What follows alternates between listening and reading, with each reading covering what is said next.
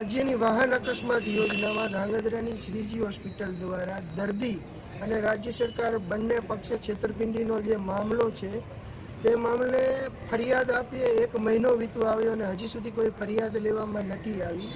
ત્યારે દર્દીના પરિવાર સાથે અમે જિલ્લા કલેક્ટરશ્રીને રજૂઆત કરવા આવ્યા છીએ કે પુરાવાઓ સાથેની સમગ્ર હકીકત અમે પોલીસ સમક્ષ નિવેદનમાં આપી ચૂક્યા છીએ। ટીનાબેનના પરિવાર દ્વારા જે પેમેન્ટ કરવામાં આવ્યું એ ઓનલાઈન સ્વરૂપે છે અને બેનને જે આ હોસ્પિટલ દ્વારા જે ફાઇલ આપી છે હિસ્ટ્રી સ્વરૂપે એમાં રિપોર્ટ જે રહ્યા એ ઓરિજિનલ આપવામાં આવ્યા છે અને ક્યાંય પણ એમએલસીનો ઉલ્લેખ કરવામાં નથી આવ્યો।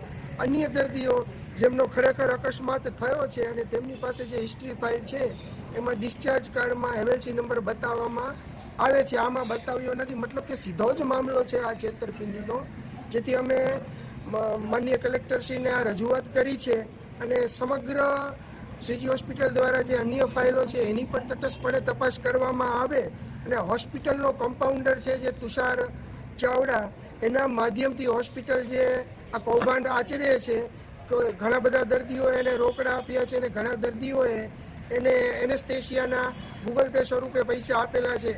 એટલે આ પ્રકારની જો જલ્દી તટસ્થ તપાસ ને કાર્યવાહી કરવામાં આવે તો એક મોટું કૌભાંડ બહાર આવી શકે છે। દિન 7માં જો કોઈ યોગ્ય અને તટસ્થ કાર્યવાહી નહીં થાય તો દર્દી પીડિત પરિવાર અને એની સાથે હું ધાંગધ્રા નાયબ કલેક્ટરની કચેરીએ ઉપવાસ આંદોલન ઉપર બેસીશ।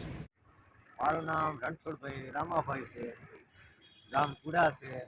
અમે અહીંયા સુરનગર આવ્યા છીએ, આયોજન પત્રો દેવા આવ્યા છીએ અને મેં આયોજન પત્રો દેવા આવ્યા છીએ અહીંયા અને મારી ભાભી પડી ગઈ હતી ટીના, મારા ભાભી થાય ટીનાબેન બે એ પડી ગયા હતા। એનું કોઈ એક્સિડન્ટ થયું નથી।